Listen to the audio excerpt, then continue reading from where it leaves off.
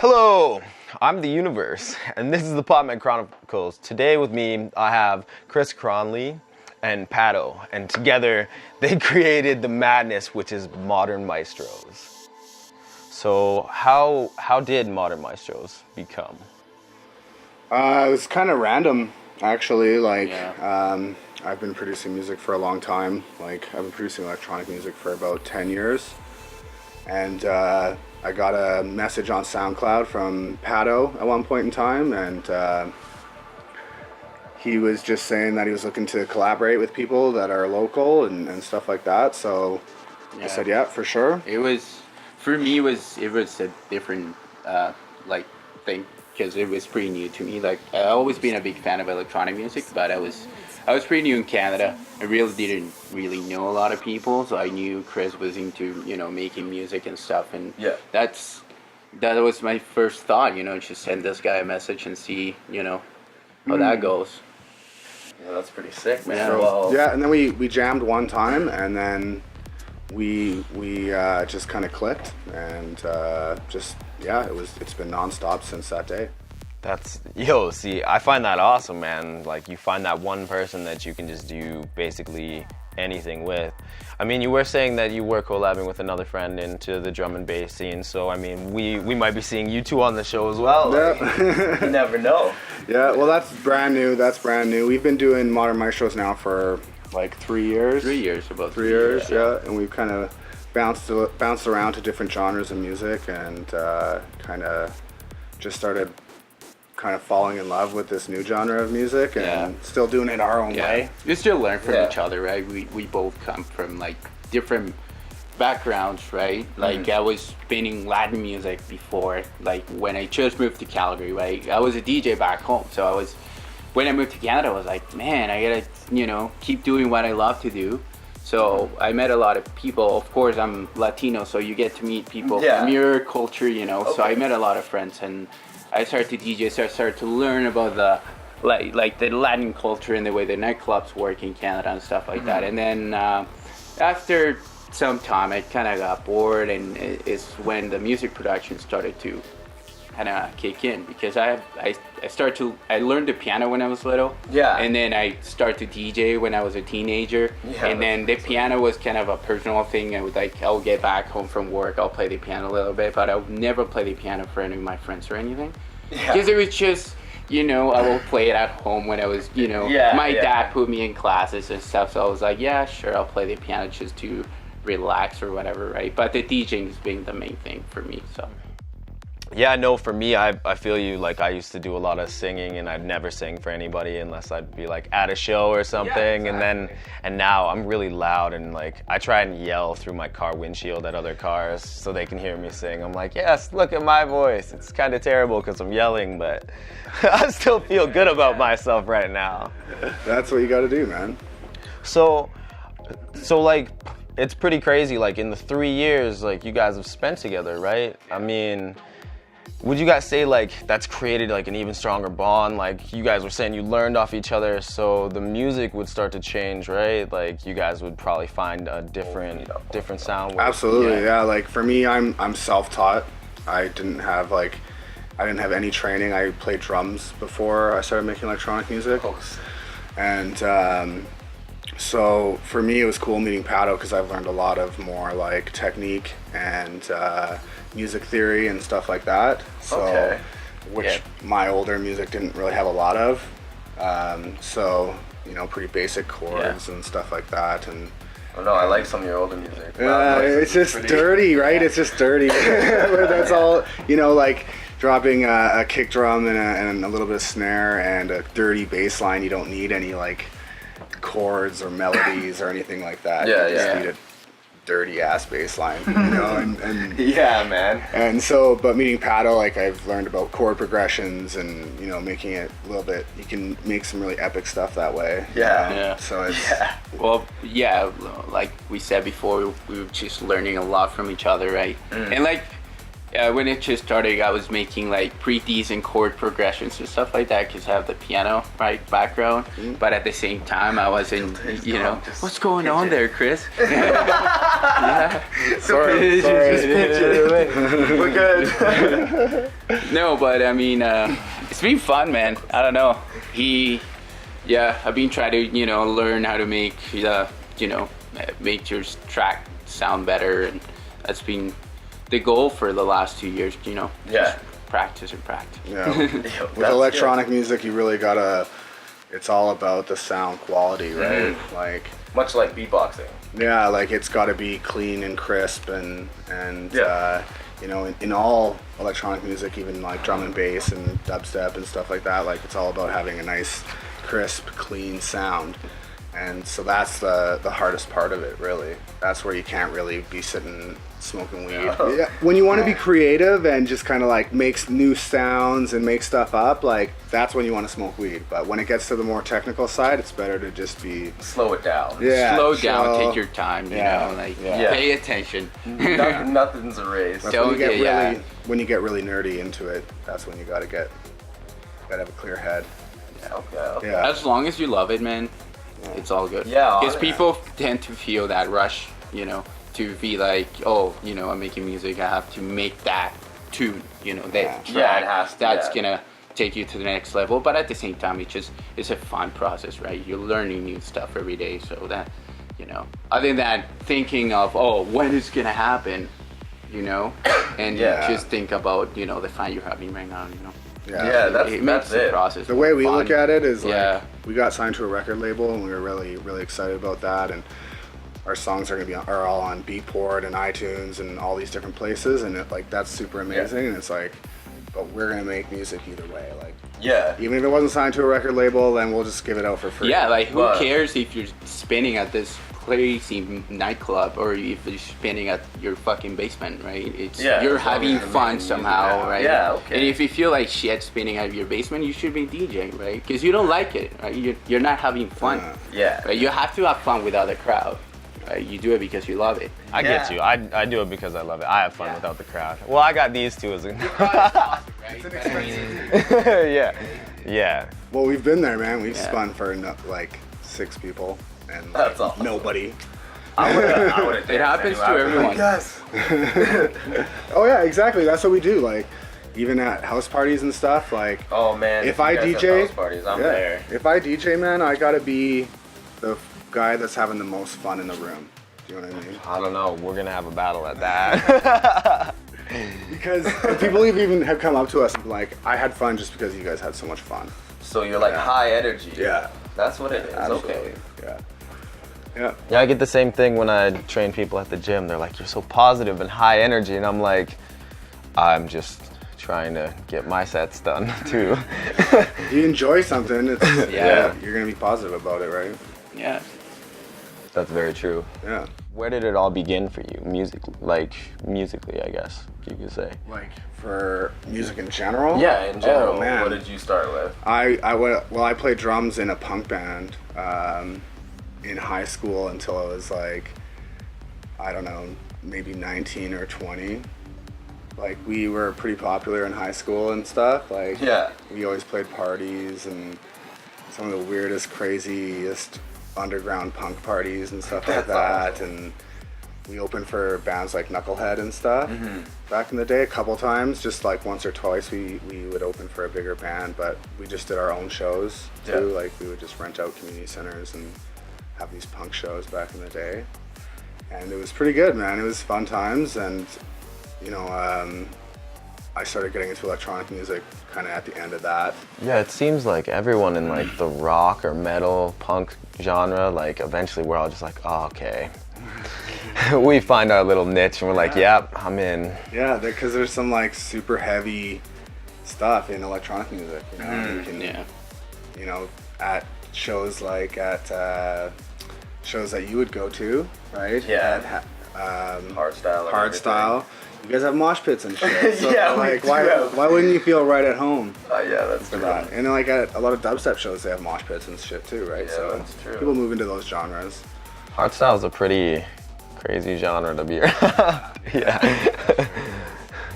But fun, then though. when I got into electronic music, I made like weird IDM and stuff like that. Like it's like just weird ambient music, and then like kind of moved into glitch and dubstep, and then into electro. It's a weird progression, man. You got to go through like a strange progression to find something you love. Yeah. Exactly. Yeah. And Pat was like, "Oh man, I've been listening to a lot of this music," and he showed me a video on his phone, and it was this dude at a festival like spinning psytrance and then like playing electric guitar to it. And it was really cool. And I was like, man, I love psytrance music.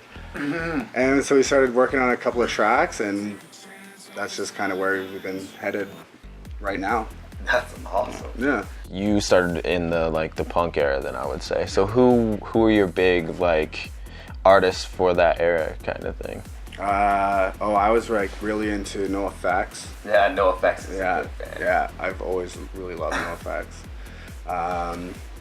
Man, I can't even think of anything other than them. Like, I just remember being so into them. I've seen them like 4 or 5 times. And then how about you? What would you say I guess it'd be like Latin music? Or? Yeah, well, when I started taking piano classes, my teacher, he was like 30, he was in his 30s, so he was listening to a lot of like classic rock kind of stuff. So I was 13, so I wasn't like into music and, you know, into it enough for me to say, hey, I want to play this track, teach me how to play it, right? So I will play whatever he would think it was the right thing for me to play, right? Yeah. So I will just play all this cheesy fucking 80s melodies, you know?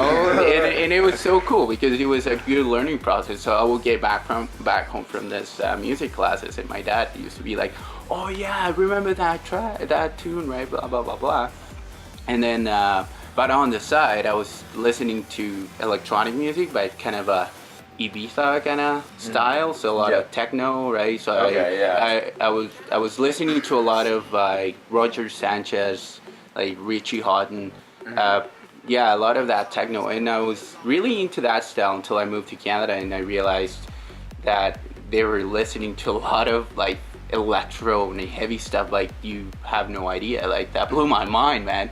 Like I was expecting a little bit more of that a European crowd or vibe. Yeah, right? I've gotten that. Yeah, exactly. Yeah. When He you was talk, not okay with my music. yeah, it was okay. Yeah, I like the little too bassy. much. Exactly, I like the bassy music and all that. But when I met Chris, he was showing me all this like more of a electro house tunes, and I was like, holy shit, right? And very, very heavy compared to what I was used to. Yeah. I mean, have you ever heard Aquagen? Have you ever heard of Aquagen? If you I think so. They're an interesting group, but if you ever get the chance, you should definitely check out Aquagen. I believe it's Why Are You So Quiet? It's like old house, old. Oh yeah. Old house. Which is what's getting popular right now. Like everyone likes deep house and future house. Well, I'd say Just they're all at some point different, some way. It's right. That's I don't true. know. When we talked on Facebook, you told me that you wanted to do what James Bayless did, but for psytrance. Like, correct? Yeah. Like, I mean, that's a pretty big goal. Like, I mean, but it's good because the moment you have that, it becomes a dream. Once a dream is there, like you want it, and then it bounces back into a goal, and you're just like, cool, that's it. That's all I really need to do. Yeah, and there's lots of cool little events that go on in Calgary that nobody even really knows about that are completely underground, and like you gotta search to find them and stuff like that, and you could grow that scene. And there's lots of festivals that play a lot of that stuff, and it is really popular in other countries. Like they love it in Israel and stuff like that. Yeah. And so I don't know, it'd be pretty cool. But if not, too, It's- like we're it's happy just- what we're doing as well. Yeah, Right? just that's make true, the man. music you love, and let the crowd find you. Yeah. You know, just Yeah. That's do what true. you love to do, and That's true. I'm gonna say when, because seriously, you guys are pretty ambitious about this. When you are to get really big, what events would you want to play? Any, and I mean, like, what artists would you ever like want to collab with? Any other artists or anything like that? Any DJs or anything? Or would you just want to like keep it to yourself? Oh no, we're all about collaborating and stuff. Yeah, not sure about who would I love to collaborate with, but I would love to go to Europe and see and play for the crowd over there and see the difference between the North American crowd and the European crowd. Yeah, I heard the European crowd. And I is think amazing. that would be a pretty cool experience. I think.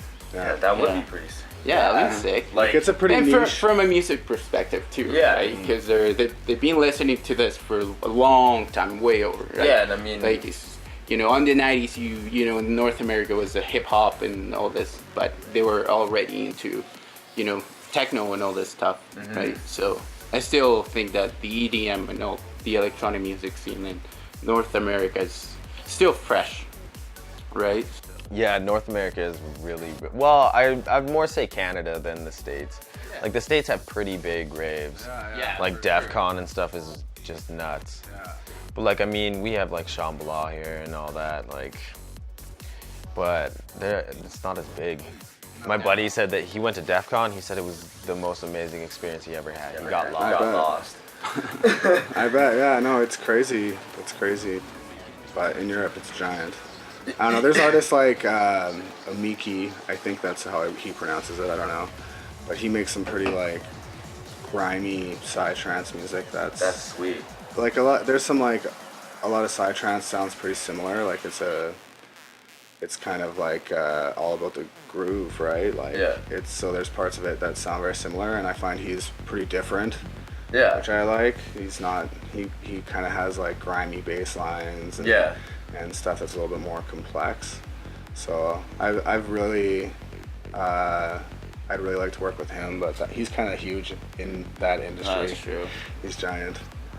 Never know, man. You never know. Yeah, Just now. bump into Yeah. him one day. Yeah. But even like Boudang is bringing Neelix, and he's like kind of the king of psytrance. That's actually true. Boudang always comes through though. We did say that yesterday. I mean, I went to Q Dance and it was amazing. I was really impressed with how it was. I went to Frequency, and like we just walked in. Like there was no lineup or anything. We just walked right in. What would you say is different about your psytrance? I don't know. Ours is definitely like a little bit more bass heavy, Yeah, that is true. like a little bit like dirtier too. Like we kind of bring our inspiration into it. So like we were really into like heavy bass, right? So with like lots of bottom end. So and I don't know. It's definitely not. Well, just try to make something different, right? Like try to combine both, right? Because we were making electro house, it was like heavy, like a heavy style. But I've been, like I was saying, you know, Chris, I'm a big fan of having like that groove in the track that you can just, do you know that groove that you can listen for 2 hours? And you never get bored, you know? Yeah, It's just, trust that's the Trust me. goal. You know, I'm like, we have to make the tracks so we can, you know, add a little bit of our style and just have that groove. Yeah. Whereas Have that, you know, electro is kind of like you build it up and you drop build it and it build drops it up and and drop it. it Build it just- up and drop yeah. it. Where like right, and You it can groove it's- a little bit longer. Exactly, and you work your ass off to fucking, you know, make a nice set. But if you go up and down, you kind of kill the crowd, right? Yeah. You're telling them, oh, okay, go for a fucking drink, like empty the dance floor right now because the music's over, right? And then you know, take a good 40 seconds and you feel this crazy. It happens with trance a lot, but trance is different, right? I mean, not side trance, but trance, like, you know, the big melodies that build and build, right? Those are good, but We've all been to raves. That might be spiked with them. I don't care. I'm just so thirsty. yeah, we get it. Also, you guys mentioned you don't have any, like, do you plan on having any shows lined up this year or anything? Not really. Not at the moment. We're just kind of focusing on producing music right now. Like Yeah. playing live is awesome. It's really one of the greatest things. Yeah. Yeah, you know, like Live shows are really fun yeah, Yep. people. because you get so into it. Well, and like being the DJ and like being in a band and playing live for a bunch of people or whatever, just playing live is awesome.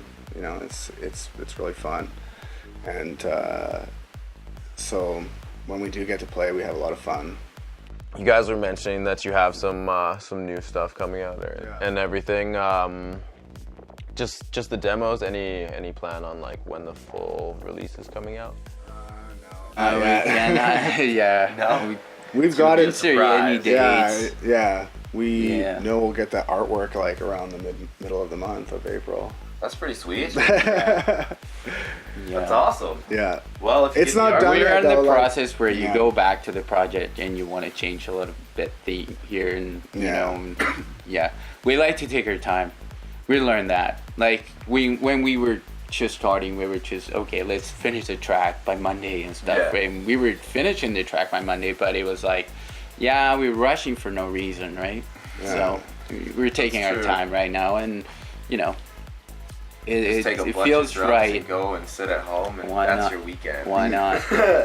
Well, I listen to it all the time. Like, pretty much the only reason I use SoundCloud anymore is just to like post the tracks privately, and so I can like listen to them in my car and in my headphones, and I just listen to them over and over and over again until I hang out with Pato next, and then I've got a bunch of ideas that I want to kind of fix up and tweak. Oh man, Yeah. you're like me. I'll like start with a little idea sheet that turns into 2 pages and turns into like a ton of questions. Yeah. More stuff. Oh, I could add this in. What would be funny here? I Yeah. think Pato like probably won't listen to it for the whole like 4 days that we don't hang out, right? No. No. Comes back and it's like, I agree with you. Yeah. No, but then he's always got wicked ideas. Yeah. It's like he just sits there. Well, and I guess stews. he- I think when you listen to something over and over and over, repeats itself. to me it's a loop and it gets boring, right? And then you're like, okay, but so So you and fresh you start end your up changing vibe. the whole idea. Yeah. So I want to keep the idea we already have, and might as well just do the changes when It's a good. I listen when I'm in front of the monitor and I'm able to do changes. It's a good balance, though. Right? It's exactly. Right. I know Chris, like, he's like, okay, I want to bounce this track. I can listen to it in the car. Like, yeah, sure, right. But to me, I know I'm gonna listen to it so many times. I'm gonna be like, you know what, dude? Let's fucking start a new project because I'm done. Like, it's just no. Well, I mean, it's good. Like, it's always good to go back with a fresh mind. Yeah. Like, you are right. The repeat is bad. Sometimes people can just listen to that one song for days Exactly. and days and days. I can do that. It's so fucking I can do that, but I mean, if you're still making the track, it's difficult when you want to finish it, right? Because you're so used to the same loop, and you're like, okay, but it feels like you need something, and you're just stuck there, right? That's true. That producer's problem. Yeah, you get writer's block. I used to write a book. Actually, I'm still writing a book, and I used to just do it in text messages to my homie.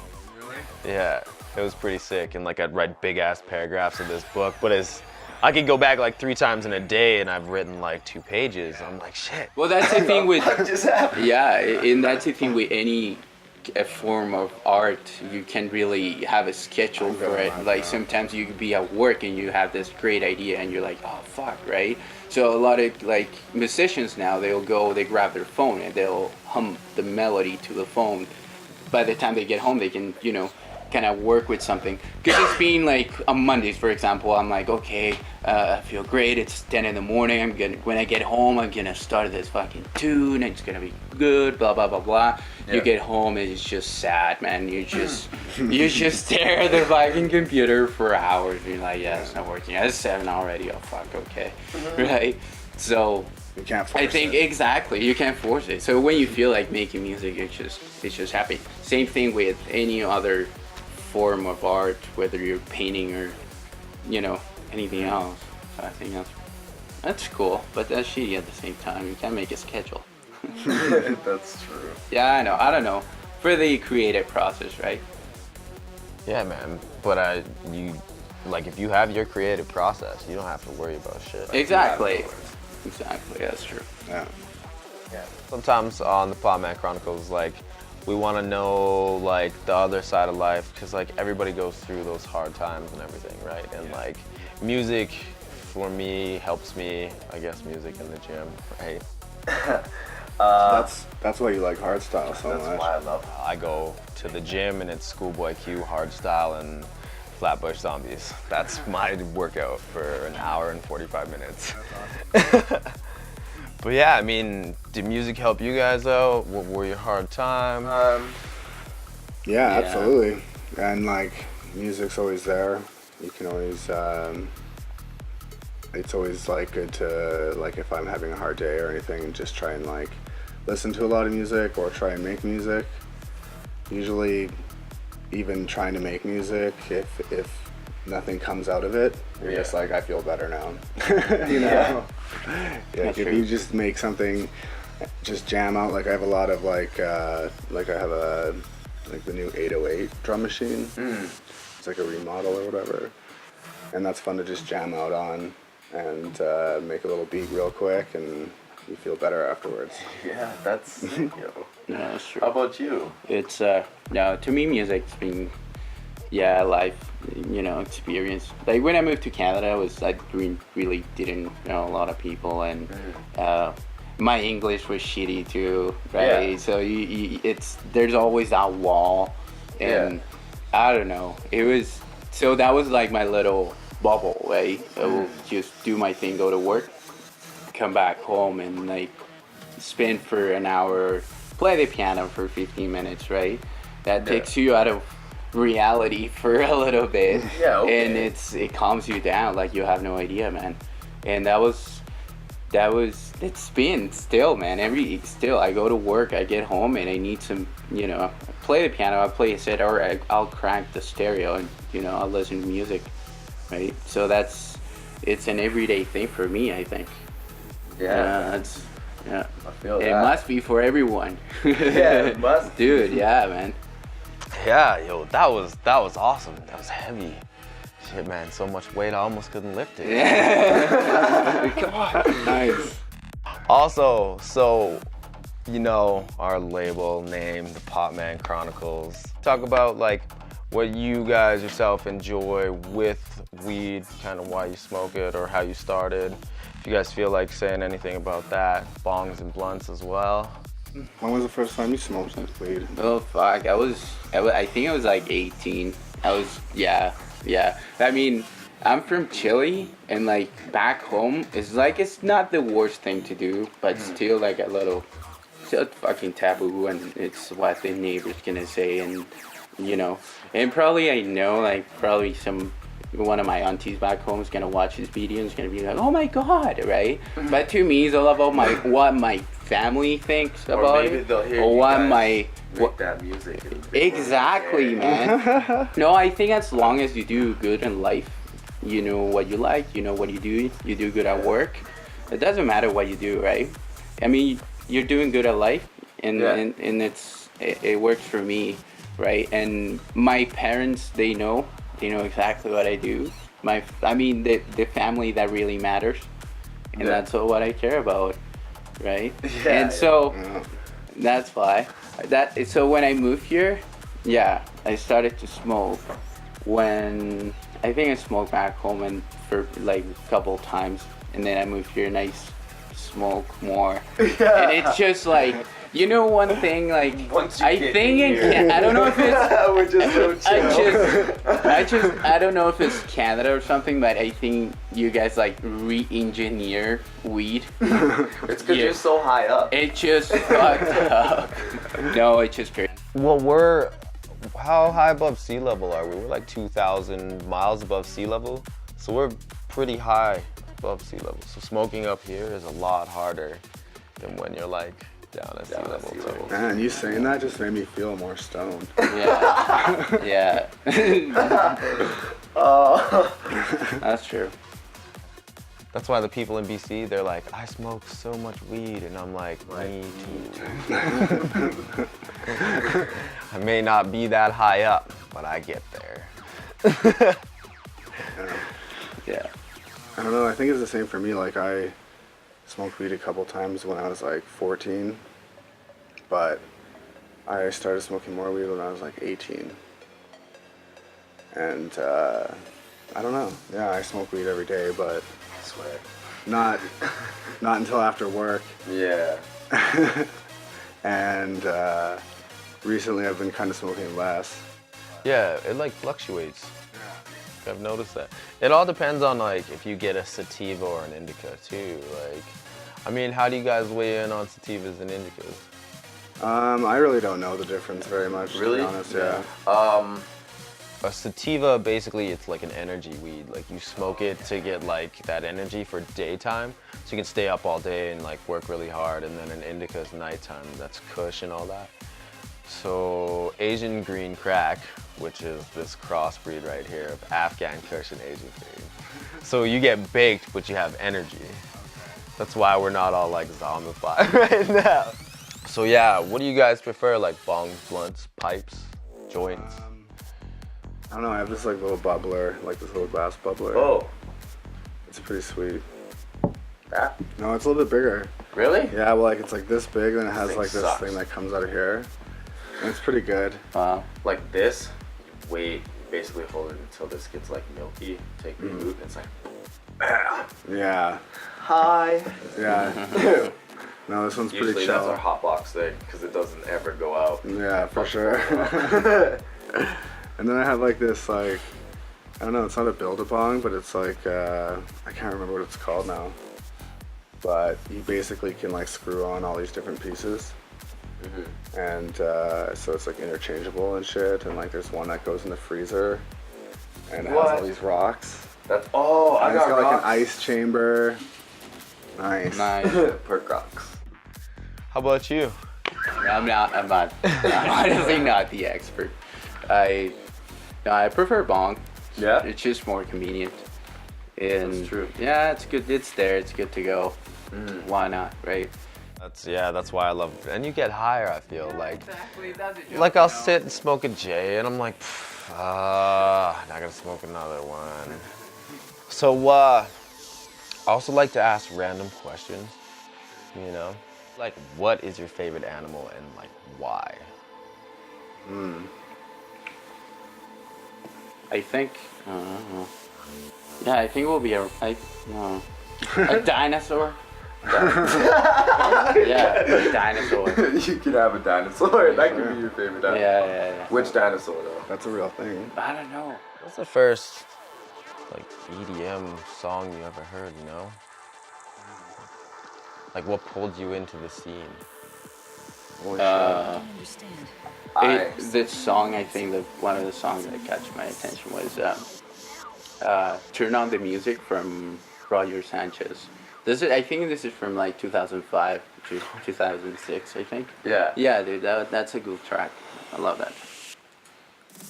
I don't know, man. That's a tough question. Like for me, mine is The Colors extended mix by Headhunters. Nice.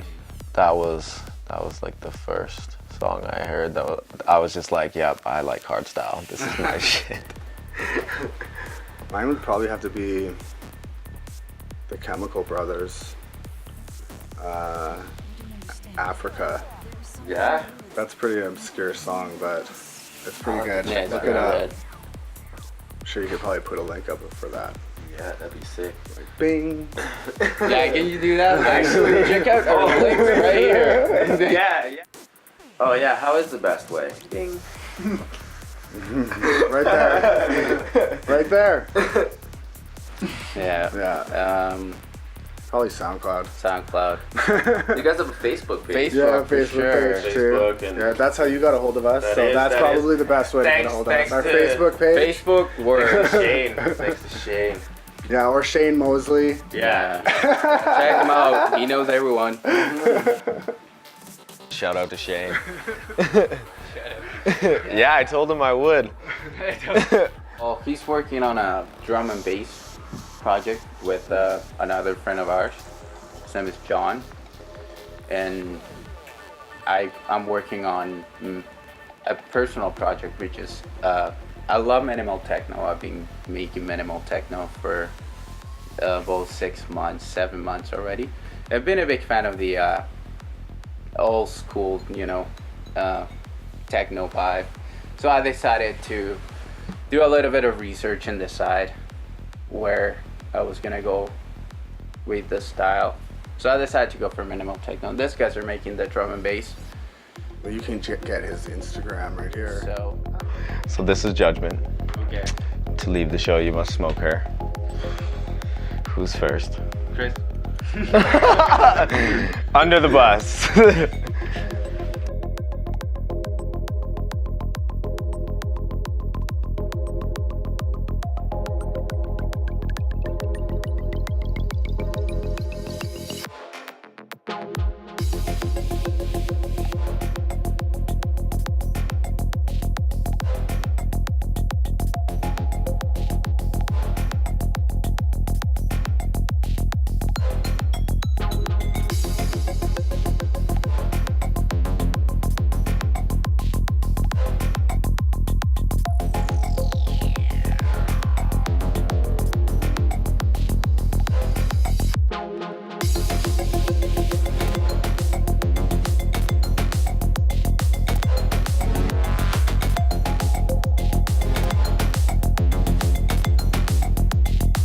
You guys have a great night, and remember, the King of Hearts is the only king that doesn't have a mustache.